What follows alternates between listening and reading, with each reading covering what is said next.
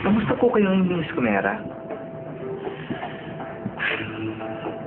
Una sa lahat, ayoko lang talagang magsalita.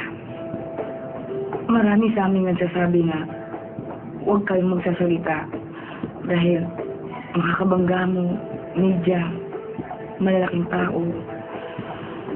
Pagod na kami. Ayoko na talaga sana magsalita. Hindi ako artista. Hindi rin ako showbiz. Pero pagod ako at saka nasasaktan lang talaga ako. Pinalaki namin si Junjun sa maayos na pamamaraan. Ayoko na talaga magsalita. Ang sakit kasi pati ako nadadamay sa issue na ito. Sino po yung nandamay sa inyo?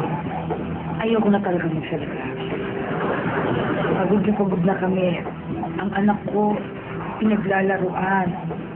Ginagawang parang kanta. Matagal na kami nagtitimpi. Pagod na. Ayoko na magsalita. Ayoko na talaga. Kahit kailan hindi na kami magsasalita. Kayo na po ba kayo nagagalit? Sa isang senador ba? At sa isang planet manager? Ayoko na talaga magsalita. Pero alam mo, Lolet sulit, sana matakot ka sa krus. Kakampi ko ang mga krus. Kagaya nito. Sunshine Cruz. Ay, Barcelona Cruz. Geneva Cruz. At eto pa, marami sila. Higit sa lahat, Cheryl Cruz.